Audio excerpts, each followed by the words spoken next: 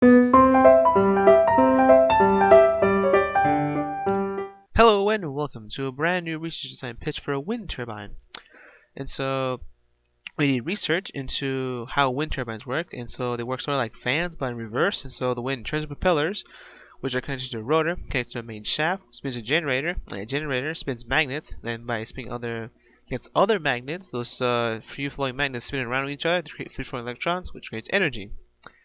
And so, for doing research design into a competition on what the field's doing right now, we went to Amazon, picked the first commercially available wind turbine they had available for rooftops, which happened to be the WindMax HY1000. It was lightweight, supposedly weighs 50 pounds. It can generate 1,000 watts, and it's only $1,000, which actually sounds like a lot. Also does not come with any pole, and also doesn't come with a solar panel. However, it does support it. And if you do attach solar panels, it can generate 1,200 watts. And that's sold for $1,000. And some more research we did also is that if you put it on the roof, you're gonna have a lot of vortices and not be a very efficient wind turbine. That's why you usually see wind turbines out in the fields, like out in the open, because you can get really high up there, get all the wind they can get, and be really efficient.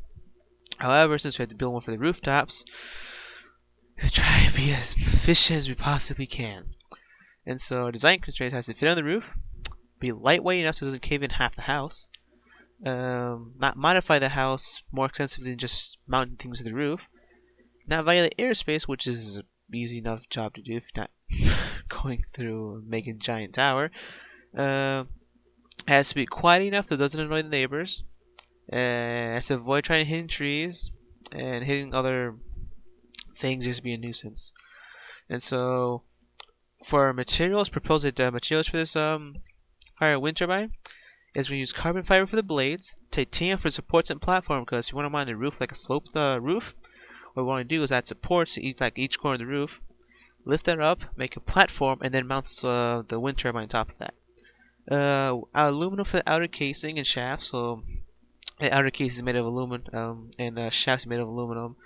And we're also going to include solar panels for use when there's no wind present. So when there's no wind, instead of just sitting there and doing nothing, it'll lay flat on the platform, and then it'll start soaking up the sun via the solar panels. And when there's wind, it'll lift itself up off the platform using motors. It'll move the solar panels to the side like blinds, and then use the wind. There'll be electronics, and yeah. The reason we chose materials is that since iron rusts, we can't use that. Steel is a little bit too heavy for what we're thinking about. Wood's a little too weak. Plastic is a bit too flexible than we would like. Quartz just seems a bit impractical. And ivory, while looking cool and nice, is also illegal.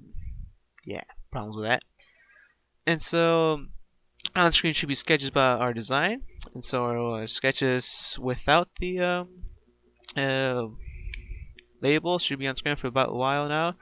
And if you move on to the label one, you can see how pointing out all the parts of materials go each where. So here we have the platform, the support beams, and all that stuff on there. We move on to the overhead overview. We can see how the wind turbine is actually set up. It's kind of like a box fan. And so we have a main central fan that will be spun, and in order to make up space for the roof, space to which is trying to conform to a roof, we had miniature fans that also spin and generate energy.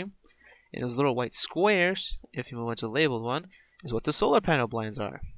And then we have the central shaft and all that stuff.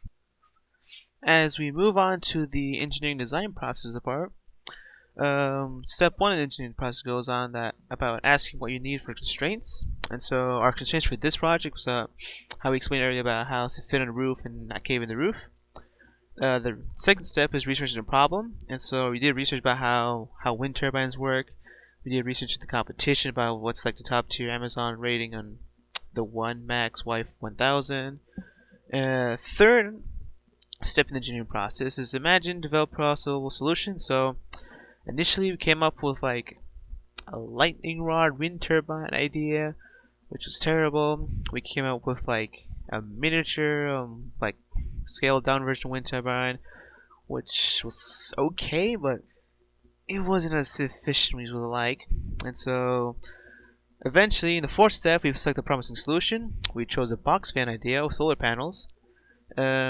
Next step, we'll be creating prototypes, which is why we're doing this design pitch right now, because we would like to build a prototype. And so once you get that prototype built, we can test and evaluate, see if it was any good. And then once we're done testing, we can go into the next step about reproving and redesigning as needed. And so hopefully things go well. And if it doesn't go well, we can go back to step 1 and see and research what problem we're having and keep on going to refining the process until you get a perfect product. As perfect as you can possibly get for the moment.